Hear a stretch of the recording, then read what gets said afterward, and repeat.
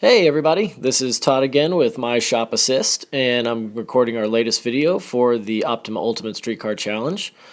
So for this specific event, the new thing that we got was bigger wheels and tires, so finally getting some more grip out of the car. But since I drive this car to the events, that means I needed to get a way to get them to the track. So I built a little autocross style trailer, I put a trailer hitch on the Focus and towed them on out there. So this event was the NOLA Motorsports event just south of New Orleans, Louisiana. So this was a little bit closer to where I'm from in Dallas, so not too far of a haul.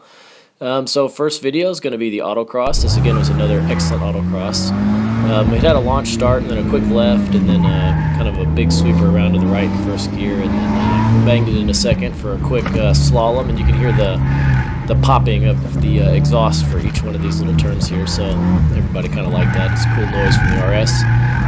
Quick sweeper around to the left, kind of getting used to the bigger wheels and tires, so kind of pushed them a little bit harder than I should have, but all in all, car felt great. It'll still kind of power oversteer slightly, and so I was very excited at the end of this autocross because this was our last run of the day, and I took a good half a second off of my time for this final one. And so here's the wheels and tires I was talking about. These are 18 by 9.5 Forge Star CF5 wheels with a custom offset that Vorschlag measured with 275/35 or 275/40 Bridgestone RE71Rs.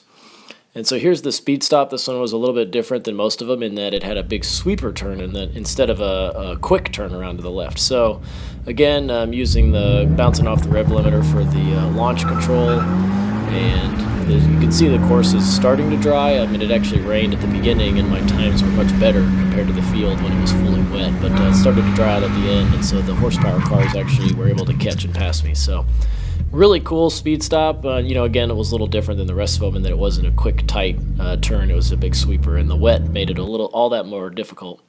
Here's a beautiful picture of the sunset after day one. It had been kind of raining and storming, and so beautiful pink and blue clouds throughout the night. So this was right before heading home after the welcome party. And so here's the road course. For some reason they threw the black flag or the checkered black flag all kind of deal. I was kind of confused about that, but they let us run this one final lap here.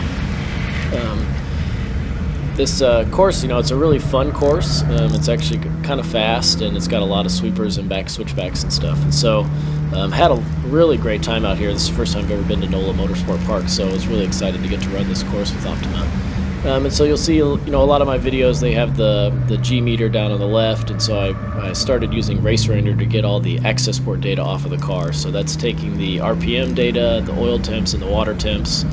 So we've been testing the Mishimoto oil cooler on the car and seeing some improved results. It's still getting too hot for what we like, but it is improving, and the water temps have also been climbing as well, so you'll notice that on the little bars.